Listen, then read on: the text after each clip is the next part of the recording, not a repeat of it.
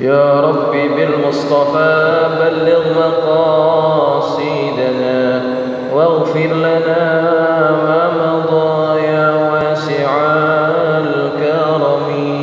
يا ربي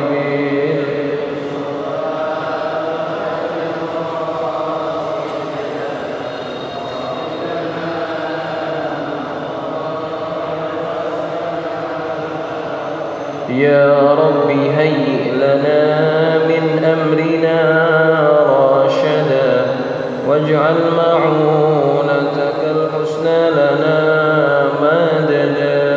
يا ربي بالمصطفى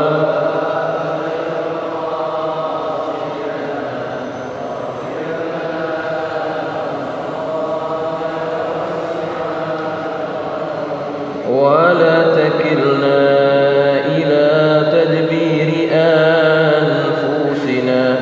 فالنفس تعجز عن إصلاح ما فسد. يا رب بالمصطفى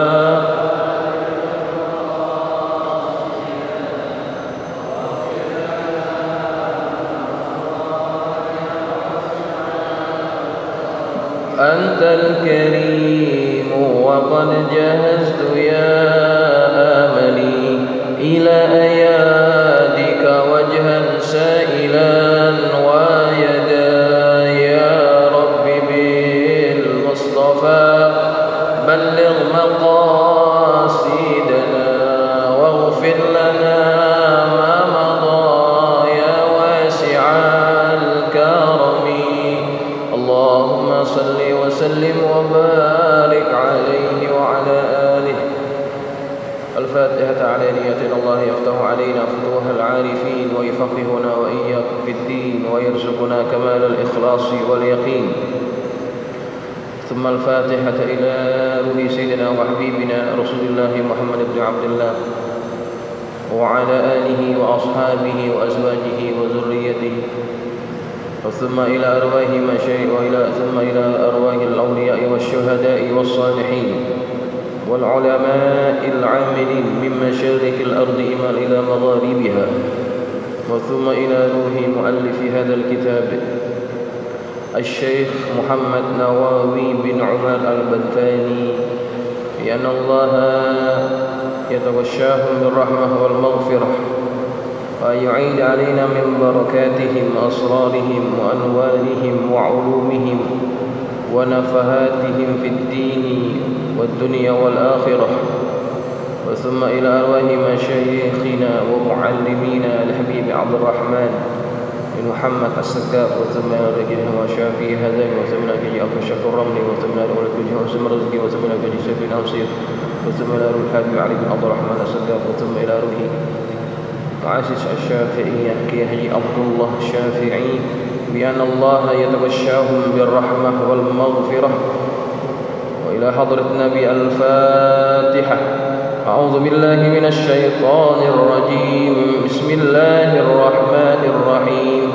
الحمد لله رب العالمين الرحمن الرحيم مالك يوم الدين. إياك نعبد وإياك نستعين. اهدنا الصراط المستقيم صراط الذين أنعمت عليهم غير المغضوب عليهم ولا الضالين. آمين. السلام عليكم ورحمة الله وبركاته. الحمد لله رب العالمين وبه نستعين على أمور الدنيا والدين. والصلاة والسلام على أشرف المرسلين سيدنا ومولانا محمد وعلى آله وأصحابه أجمعين. سبحانك لا علم لنا إلا ما علمتنا إنك أنت العليم الحكيم. رب اشرح لي صدري ويسر لي أمري واحلل عقدة من لساني يفقه قولي. أما بعد فإن أصدق الحديث كتاب الله تعالى وخير الهدي هدي محمد صلى الله عليه وسلم وشر الأمور محدثاتها وكل محدثة بدعة وكل بدعة ضلالة وكل ضلالة في النار. Hadirin jamaah serta penonton Assalam TV Barokah dan juga pendengar radio Suara Asy-Syafi'iyah yang dirahmati Allah sekalian. Alhamdulillah, kita panjatkan syukur kehadirat Allah Subhanahu wa taala yang masih mengkurniakan kita berbagai macam nikmat, dan malam ini dengan taufik daripada Allah kita dapat hadir di masjid yang mulia ini, Masjid Al-Barakah, yang semoga kita yang hadir senantiasa dilimpahkan barokah daripada Allah. Mudah-mudahan juga niat kita datang ke tempat ini mencari ilmu, Allah kurniakan kita ilmu yang bermanfaat. Amin, Allahumma amin. Jamaah yang dirahmati Allah sekalian, kita akan meneruskan pengajian kitab Nashaihul Ibad. Malam ini kita akan memasuki maqalah yang ke-25 dari bab terakhir, dari babul Usyari, maqalah yang ke-25. Bismillahirrahmanirrahim. Qala al-musannif rahimahullahu ta'ala wa nafa'ana bi ulumihi fid darain amin. Qala radhiyallahu anhum. Wal maqalatul khamisatu wal ishruna, dan maqalah yang ke-25, An Ibni Abbas radhiyallahu anhuma, dari Abdullah bin Abbas, semoga Allah meridhai keduanya. Dia berkata, man shalla 'alan nabiy sallallahu alaihi wasallam marratan wahidatan, barang siapa yang bersolawat ke atas Nabi sallallahu alaihi wasallam sekali, sallallahu alaihi asyran, Allah akan bersolawat kepadanya dengan 10 kali salawat. Nah, ini ucapan daripada Sayyidina Abdullah bin Abbas yang juga merupakan hadis Nabi. Ya, ada hadis yang Nabi menyebutkan hampir sama dengan lafaz yang diucapkan oleh Abdullah bin Abbas. Barang siapa yang bersalawat ke atas Rasulullah dengan 1 salawat, maka Allah akan bersalawat kepada orang tersebut sebanyak 10 kali. Maka makna orang apabila diberikan salawat oleh Allah, bermakna orang tersebut akan diberikan rahmat oleh Allah Subhanahu wa taala. Bukan hanya rahmat yang akan Allah berikan kepada orang tersebut, Allah akan hapuskan 10 kesalahan, Allah juga akan berikan 10 kebaikan. Ini orang yang bersalawat kepada Rasulullah dengan 1 kali salawat. Apalagi bulan ini adalah bulan Sya'ban, yang mana dikenal bulan Sya'ban ini sebagai bulannya salawat. Kenapa? Karena ayat yang memerintahkan kepada kita untuk bersalawat kepada Rasulullah itu turun pada bulan Sya'ban. Ayat yang berbunyi, innallaha wa malaikatahu yusalluna 'alan nabi ya ayyuhalladzina amanu sallu 'alaihi wa sallimu taslima. Itu ayat turun pada bulan Sya'ban. Maka bulan Sya'ban juga dikenal sebagai bulannya salawat. Perbanyaklah oleh kita berselawat kepada baginda Rasulullah sallallahu alaihi wasallam pada bulan ini. Dan juga Nabi kita Muhammad sallallahu alaihi wasallam juga mengistimewakan bulan ini dengan banyak berpuasa. Kenapa? Karena bulan Sya'ban adalah bulan di mana Allah mengangkat amal ibadah hambanya secara tahunan pada bulan Sya'ban. Maka Nabi ketika ditanya, kenapa engkau banyak berpuasa wahai Rasulullah? Aku ingin ketika amalku dinaikkan, diangkat oleh Allah, aku dalam keadaan berpuasa. Maka Nabi paling banyak berpuasa dalam sebulan selain Ramadan, yakni pada bulan Sya'ban. Ya, pada bulan Sya'ban. Jemaah sekalian yang dirahmati Allah, berkaitan dengan salawat kepada Rasulullah ini, banyak fadilat-fadilat yang disampaikan oleh baginda Rasulullah SAW. Di antara yang baginda sampaikan adalah, idza sami'tumul muadzina, apabila kalian mendengar suara azannya muazzin, faqulu mithla ma yaqul, maka ucapkanlah seperti apa yang dia ucapkan. Wasallu alayya, dan setelah itu salawatlah kepadaku. Ini ajaran Nabi ya. Kalau kita dengar azan, kita ikuti apa yang diucapkan oleh muazzin. Allahu akbar, Allahu akbar. Kita pun ikuti Allahu akbar, Allahu akbar sampai habis. Setelah habis, kita jangan langsung doa, salawat dulu. Ya, banyak orang yang lupa. Dia tidak salawat dulu, langsung doa. Allahumma rabb hadhihi da'watit tamah, itu. Salawat dulu. Kata Nabi, wasallu alayya, dan salawatlah ke atasku. Fa innahu man shalla alayya marratan wahidatan, maka bahwasannya barang siapa yang salawat ke atasku satu kali, sallallahu alaihi asyra, maka Allah akan salawat kepadanya sebanyak 10 kali. Thumma saluli al-wasilah, kemudian mintalah kepada Allah untuk aku agar aku diberikan al-wasilah. Fa innaha manzilatun fil jannah, yang wasilah itu adalah satu tempat di surga. La tanbaghi illa li 'abdin min ibadillah, yang tidak ada seorang pun daripada hamba-hamba Allah menempati tempat tersebut. Wa arju an akuna ana huwa, dan aku berharap aku yang akan menempati al-manzilah itu atau al-wasilah itu. Faman sa'alali al-wasilah, barang siapa yang memohon kepada Allah untukku al-wasilah, Allahumma rabb hadhihi da'wati tamah wa salatil qa'imah ati sayyidina Muhammadanil wasilah, itu. Kalau kita minta itu, ya Allah berikanlah kepada Nabi Muhammad al-wasilah.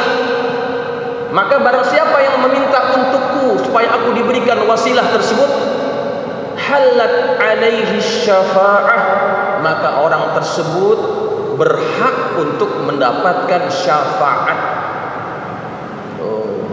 Ini amalkan ya.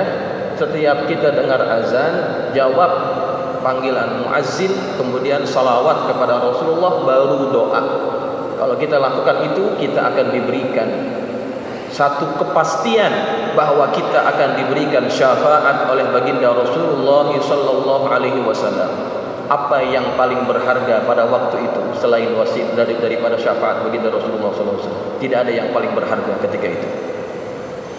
Kemudian jemaah sekalian, dalam riwayat yang lain, seorang sahabat Nabi yang bernama Sayyiduna Ubay bin Ka'ab, ketika Nabi menyeru pada malam-malam hari, ya ayyuhan nas uzkurullaha ja'atir rajifah tatba'uhar radifah ja'atil mautu bima fih. Nabi seru orang-orang sahabat-sahabatnya untuk bangun malam dengan menyebutkan seruan tadi. Maka Ubay bin Ka'ab berkata kepada Rasulullah, ya Rasulullah, inni uksirus salata alaika. Ya Rasulullah, saya ini sudah banyak bersalawat kepadamu. Fakam aj'alu laka fi min salati, maka berapa banyak yang harus aku peruntukkan bagimu daripada doa-doaku. Dia bertanya kepada Rasulullah, ya Rasulullah, berapa banyak salawat yang harus aku baca setiap kali aku berdoa kepada Allah? Maka kata Nabi, ma syi'ta, terserah kepadamu. Ar-rubu', kata Ubay bin Ka'ab, bagaimana kalau 1/4 dari doaku itu isinya salawat? Ma syi'ta, terserah kepadamu. In zitta fahuwa khairun, kalau engkau tambahkan lagi maka itu lebih baik. As-sulus, kalau begitu bagaimana kalau 1/3 ya Rasulullah? Ma syi'ta, terserah kamu. Kalau engkau tambahkan lagi, maka itu baik bagimu. Maka dia berkata lagi, an-nisfu, bagaimana kalau setengah doaku isinya salawat? Nabi berjawab, ma syi'ta wa in zitta fahuwa khairu. Terserah kepadamu, kalau engkau tambahkan lagi, maka itu baik bagimu. Maka dia berkata lagi, as-sulusain, bagaimana kalau 2/3? Ma syi'ta wa in zitta fahuwa khairu. Terserah kepadamu, kalau engkau tambahkan lagi, maka itu baik bagimu. Maka apa kata Ubay bin Ka'ab ketika Nabi suruh tambah. Kalau kamu mau lebih baik lagi, tambahin. Ya Rasulullah, fa'aj'alu salati kullaha laka. Ya Rasulullah, maka aku akan menjadikan seluruh solat-solatku, maknanya doa-doaku itu semuanya isinya adalah salawat kepadamu ya Rasulullah. Aku akan jadikan semua doaku itu isinya salawat, bukan ada yang permintaan yang lainnya. Apa kata Nabi ketika Ubay bin Ka'ab berkata ucapan demikian? Aku akan jadikan semua doaku isinya salawat, enggak minta yang lain. Idzan tukfa hammuka wa yufad laka dzambuka. Kalau memang begitu yang engkau akan kerjakan, maka akan dicukupkan semua keinginanmu dan engkau akan diampuni daripada segala kesalahan-kesalahanmu. Coba, ini fadilat daripada sholawat. Kalau isinya doa kita hanya sholawat, yang kita tidak minta, yang kita nggak sempat minta kepada Allah, Allah akan kabulkan dengan sebab sholawat kita. Ini fadilah sholawat, masya Allah. Ya, perbanyakkan sholawat. Paling kurang dalam sehari, 100, ya. Tetapkan. Kalau kita tidak tetapkan, nanti akhirnya jadi kurang bersemangat. Tetapkan setiap hari paling kurang 100 kita mesti bersolawat. Di luar sholat ya. Dalam sholat memang mesti kita sholawat. Kalau nggak sholawat kita nggak sah sholat kita.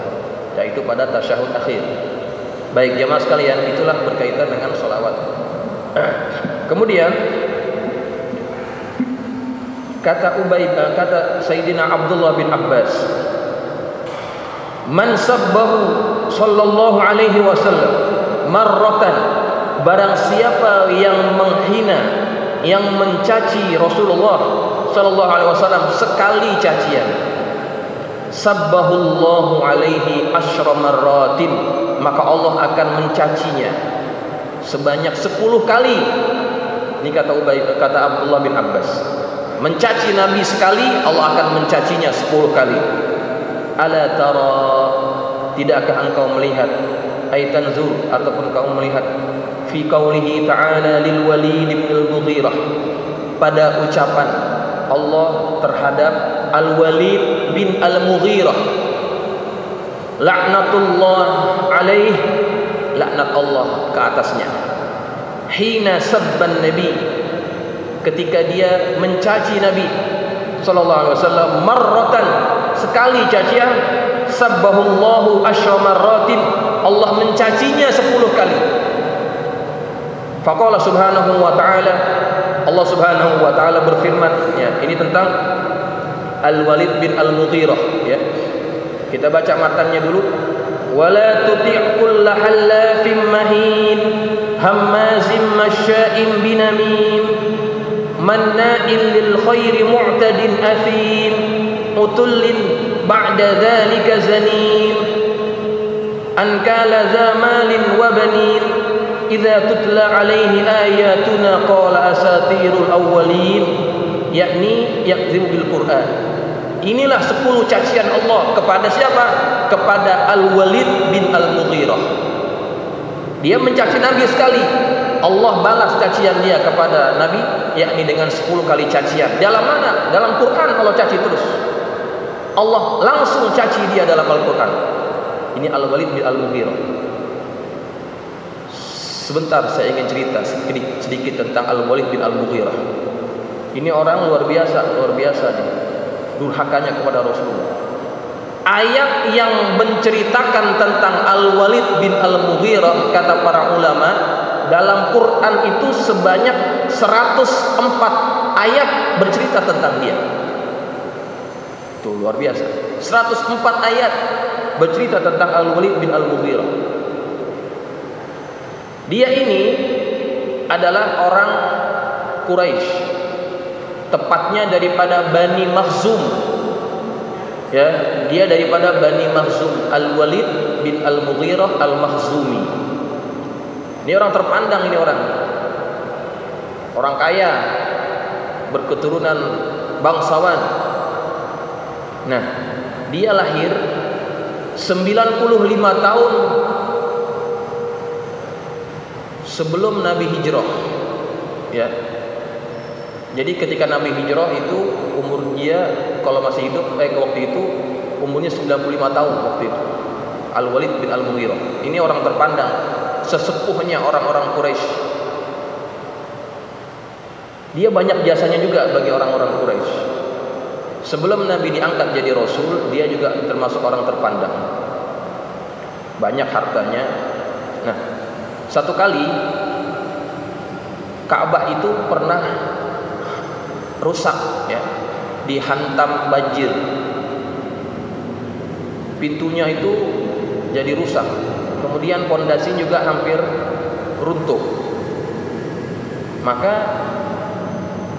orang-orang Quraisy ini mereka bermusyawarah. Mereka kalau bermusyawarah di satu tempat yang bernama Darun Nadwah. Tempat itu Darun Nadwah. Disitulah DPR-nya orang-orang Quraisy. Mereka memutuskan banyak perkara di situ. Nah, ketika itu Al-Walid bin Al-Mughirah dialah yang mencetuskan ide untuk merobohkan Ka'bah, dibangun lagi. Dia nih. Dan pandangannya diterima. Ketika orang-orang Quraisy ini menolak, apakah kau gila? Kamu mau merobohkan Ka'bah? Nanti Allah akan turunkan azab kepada kita, seperti mana Allah turunkan azab kepada pasukan bergajahnya Abrahah. Gitu. Takut mereka. Tapi kata Al-Walid bin Al-Mughirah, kita menghancurkan Ka'bah bukan untuk menghinakannya, tapi untuk memuliakannya. Kalau kita tidak bangun lagi, lama-lama hancur ini Ka'bah. Waktu itu kebetulan Ka'bah tingginya tidak setinggi sekarang, hanya 7 meter. Atasnya belum ada atap. Atasnya itu belum ada atapnya, belum ada lantainya, ya. Maka kalau pada waktu itu kata Al-Walid bin Al-Mughirah, kita rombak total, kita nanti tutup atasnya. Karena waktu itu banyak terjadi pencurian.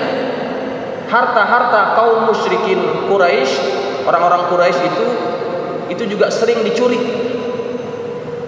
Waktu zaman itu orang-orang Quraisy kalau ingin bernazar, nazarnya di Ka'bah.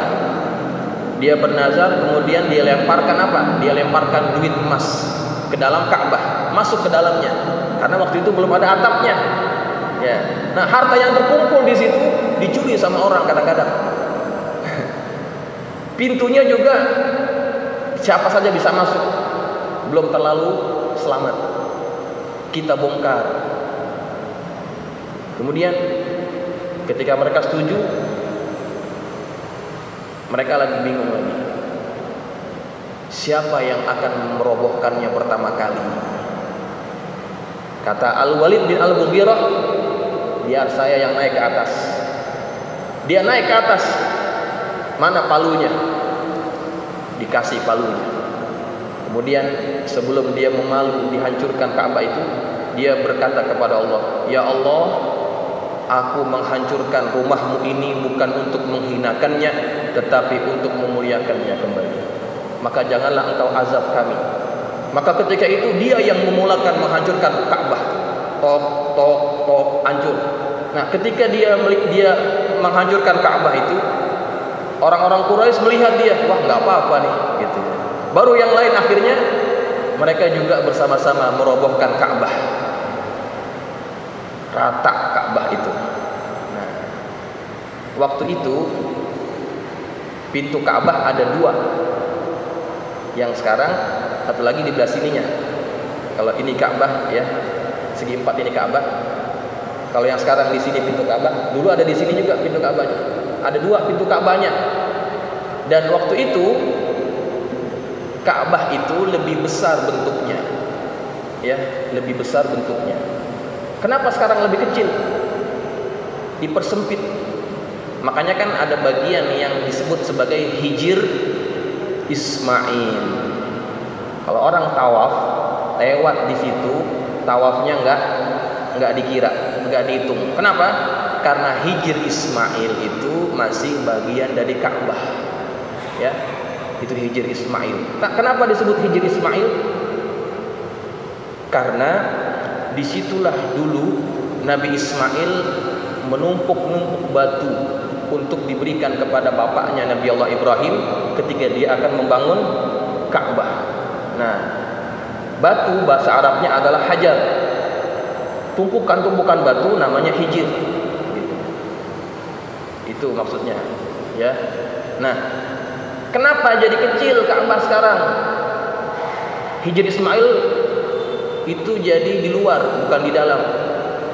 Nah, karena waktu itu Al-Walid bin Al-Mughirah dia berkata kepada orang-orang Quraisy, "Hai orang Quraisy, kita ini ingin membangun rumah Tuhan, rumah Allah. Maka pastikan harta yang engkau berikan untuk membangunnya harta yang betul-betul halal. Jangan engkau masukkan harta daripada riba. Jangan engkau masukkan harta daripada jual minuman keras. Jangan engkau masukkan harta daripada hasil apa yang namanya prostitusi, pelacuran. Jangan masukkan untuk bangun Ka'bah." Coba, ya.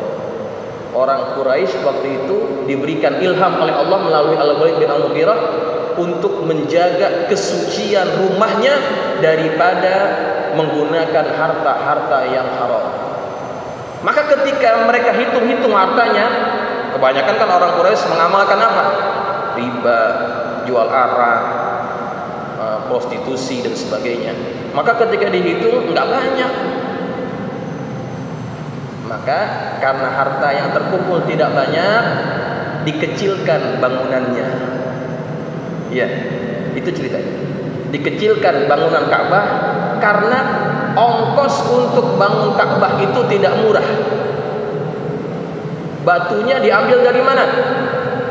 Batunya diambil daripada Jabal Nur. Jabal Nur itu mana? Tempat di mana Nabi berkhalwat, ya kan? Di atas itu ada satu guanya, ada satu tempat yang Nabi lakukan biasanya untuk berkhalwat. Nah, batunya itu diambil daripada Jabal Nur. Kenapa disebut Jabal Nur? Karena dia punya batu kualitasnya itu bagus, gitu ya. Maka diambil potongan-potongan batunya itu dari Jabal Nur bawa ke Mekah. Begitu, pulang pergi. Maka dengan sebab itulah keterbatasan dana itu akhirnya dikecilkan, ya, dikecilkan. Waktu zaman Nabi hidup, Nabi pernah berkata kepada Aisyah, "Seandainya aku tidak memandang orang-orang Quraisy bahwa mereka baru meninggalkan kesyirikan, niscaya aku akan merobohkan Ka'bah ini. Aku akan bangun lagi sesuai dengan apa yang dibangun oleh Nabi Allah Ibrahim." Nabi akhirnya tidak robohkan. Karena apa? Memandang orang-orang Quraisy Mekah yang baru meninggalkan apanya? Agama nenek moyangnya. Ya. Nah, pada zaman Khalifah Yazid bin Muawiyah itu, waktu itu yang menjadi gubernur adalah Abdullah bin Zubair. Ini pernah terjadi. Ketika Abdullah bin Zubair diberitahu oleh Aisyah bahwa Nabi berkeinginan sebetulnya untuk merobohkan Ka'bah, tapi lantaran menjaga hati orang-orang Mekah, Nabi tidak lakukan. Maka ketika Abdullah bin Zubair jadi gubernur Mekah waktu itu, dia yang berkuasa, dirobohkan Ka'bah. Dirobohkan Ka'bah, dibangun seperti apa yang diinginkan oleh Nabi. Dibangun. Ya. Waktu itu ada persengketaan antara Abdullah bin Zubair dengan khalifah yang berkuasa, yakni Yazid bin Muawiyah. Yazid bin Muawiyah ini punya jenderal perangnya, panglimanya yang namanya Yusuf bin Hajjaj Al-Thaqafi. Al-Hajjaj bin Yusuf Al-Thaqafi. Tertukar namanya. Al-Hajjaj bin Yusuf Al-Thaqafi. Wah, ini alim dia nih, hafal Quran, tapi zalim juga. Begitu. Maka dia yang memimpin pasukan untuk menyerang Abdullah bin Zubair. Abdullah bin Zubair punya pertahanan akhir adalah Ka'bah. Di situ dia bertahan. Dihentam, dibom. Bomnya tapi bukan pakai bom yang sekarang. Pakai apa itu namanya? Ketapel diisi batu besar, dilempar gitu, dipanah, dilontarkan dengan api, ya. Hancur itu Ka'bah. Abdullah bin Zubair juga meninggal. Nah, waktu itu ketika Abdullah bin Zubair sudah wafat, maka khalifah yang berkuasa memutuskan, kata dia, bongkar lagi Ka'bah. Dibongkar lagi. Apa katanya? Ini Ka'bah buatan Abdullah bin Zubair. Padahal Abdullah bin Zubair membangun Ka'bah itu karena ingin menuruti keinginan Nabi. Tapi karena ini dianggap masalah politik, ya, ini lawan politik saya. Kalau ini ditetapkan, dibiarkan, maka orang akan ingat ini jasanya Abdullah bin Zubair. Nah, begitu politik tuh jahatnya. Dibongkar lagi itu Ka'bah, maka dikecilkan seperti yang sebelumnya dikecilkan. Nah, kemudian pernah terjadi pada zamannya Khalifah Harun ar-Rasyid. Dia berkeinginan untuk merobohkan Ka'bah lagi. Mau dirobohin lagi nih Ka'bah. Dia berkeinginan membangun Ka'bah seperti yang Nabi inginkan. Kata Al-Imam Malik bin Anas apa? Jangan main-mainin Ka'bah. Nanti ganti pemerintahan, bongkar Ka'bah. Ganti pemerintahan, bongkar lagi Ka'bah. Jangan jadikan Ka'bah sebagai apa? Sebagai tempat untuk kalian berpolitik. Begitu. Nah, ya. Maka jangan gunakan Ka'bah sebagai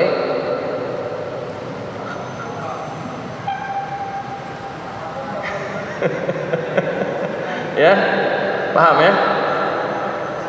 Ya, udah begitu dah, paham dah. Jangan jadikan Ka'bah itu sebagai mainan politik. Itu pernah ditegur oleh Al-Imam Malik bin Anas. Jangan jadikan Ka'bah ini sebagai komoditas politik. Nanti ganti pemerintahan, bongkar lagi, ganti lagi, bongkar lagi. Aduh, nggak habis-habisnya nanti. Maka sampai sekarang Ka'bah seperti yang kita lihat, ya, seperti yang kita lihat itu ceritanya. Nah, itu jasanya siapa itu? Jasanya Al-Walid bin Al-Mughirah. Oh, banyak ini orang jasanya. Di antaranya yang dia punya prakarsa juga adalah dia juga pernah berkata bahwa dia mengharamkan arak. Tuh, coba. Dia punya pemikiran dia mengharamkan arak. Walaupun tidak didengarkan oleh semuanya orang Quraisy, tapi dia punya pendirian begitu.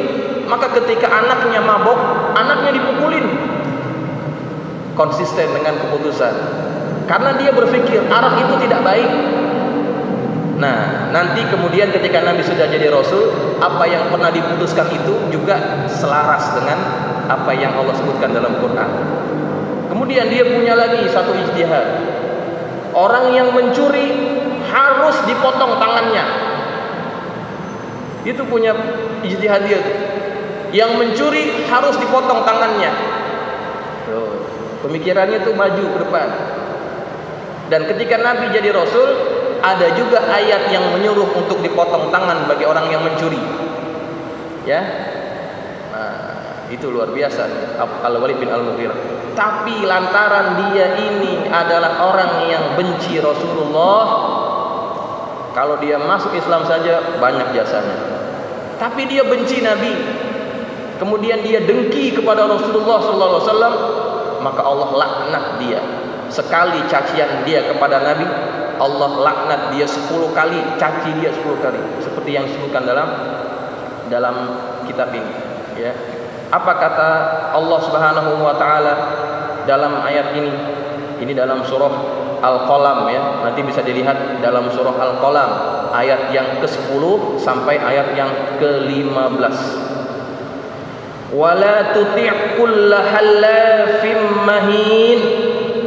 Janganlah engkau ikuti setiap orang yang halaf. Halaf artinya katsirul halaf, banyak bersumpah. Ini maksudnya kepada siapa ini? Al-Walid bin Al-Mughirah.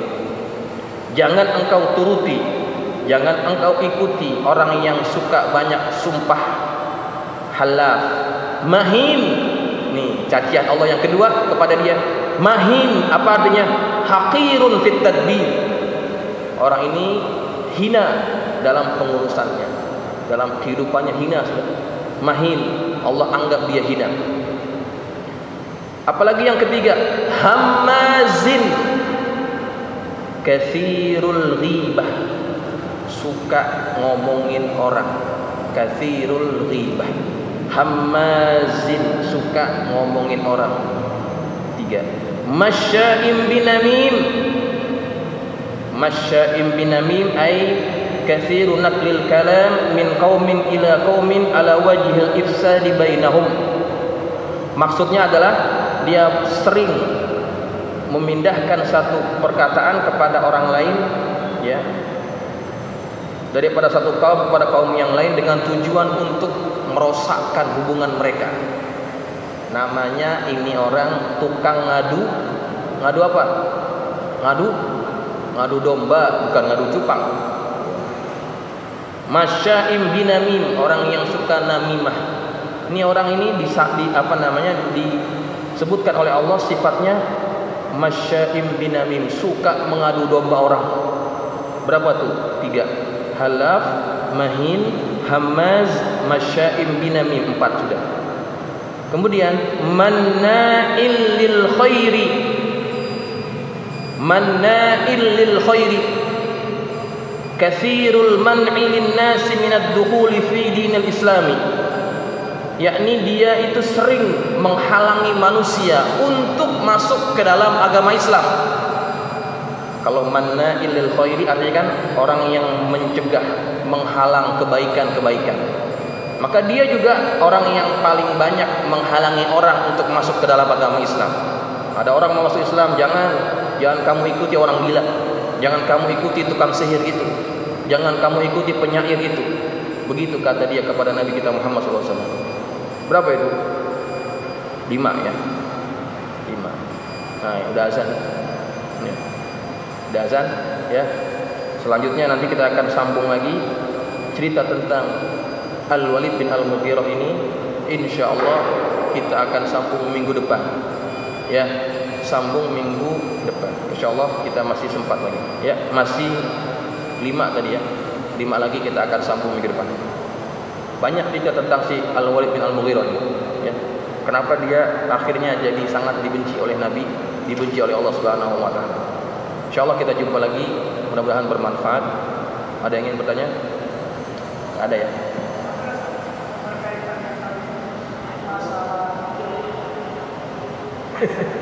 Iya. Oke. Assalamualaikum warahmatullahi wabarakatuh. Berkaitan masalah azan, tadi kalau setiap yang disampaikan oleh muazin kita jawab apa yang diucapkan. Iya. Tapi ada laziman yang pas hayya 'alas shalah, hayya 'alal falah, la haula wala quwwata.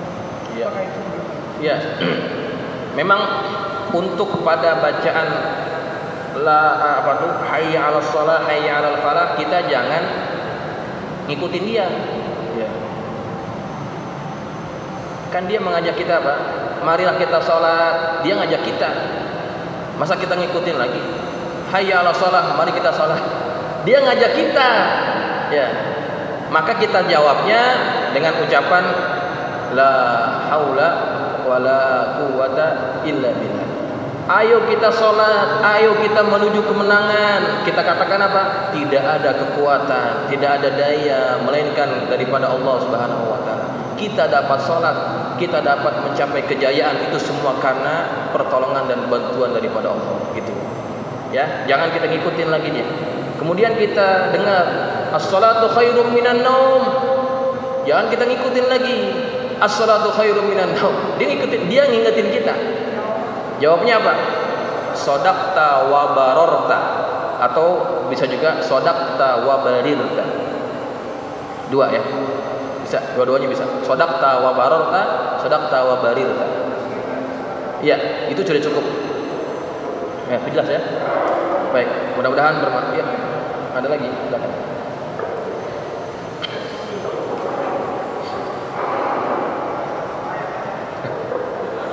Assalamualaikum. Waalaikumsalam. Langsung main Ustaz. Ya. Tadi mengenai sholawat Ustaz ya. Sholawat. Maksudnya sholawat itu maknanya apa Ustaz ya? Apa? Makna sholawat gitu maknanya ya. Oh, maknanya. Terus yang kedua diakuan kan yang Nabi ya, Allah bersolawat, malaikat kepada Nabi bersolawat ya. Kenapa Allah malaikat bersolawat kepada Nabi? Ya. Nah, maksudnya apakah sama sholawatnya seperti kita gitu? Ya. Nah, itu aja, terima kasih. Baik. Makna sholawat artinya doa. Ya. Sholawat itu artinya doa. Kenapa Allah berselawat, malaikat berselawat, kita juga berselawat? Ada perbedaan antara sholawatnya Allah dengan sholawatnya malaikat dan sholawat kita. Kalau Allah berselawat kepada Nabi, maknanya artinya Allah itu, ini banyak tafsiran ya. Allah itu akan memberikan kemuliaan kepada Rasulullah SAW. Ya. Malaikat kalau berselawat kepada Nabi, Nabi dimintakan oleh malaikat akan diberikan apa? Juga kemuliaan dan juga rahmat daripada Allah. Ya. Nah, kita sebagai umatnya, kita berselawat kepada Nabi, kita mengharapkan juga supaya Allah memberikan rahmatnya, kemuliaannya kepada Rasulullah SAW. Nah, tetapi kalau Allah yang salawat kepada kita itu tidak sama, ya. Seperti yang tadi saya sudah ucapkan, Allah bersalawat kepada kita, Allah akan mengampuni dosa kita, Allah akan merahmati kita, Allah akan meninggikan darajat kita. Jadi Allah bersalawat itu berarti Allah memuliakan Nabi Muhammad SAW. Satu-satunya amalan yang Allah buat untuk makhluk adalah salawat. Amalan yang lain Allah tidak buat, hanya salawat yang Allah buat kepada makhluknya, kepada makhluk yang dicintainya oleh yaitu baginda Rasulullah Sallallahu Alaihi Wasallam. Maka kita juga kalau ingin mendapatkan kemuliaan, perbanyaklah bersalawat. Jelas ya? Mudah-mudahan bermanfaat. Al-Fatihah.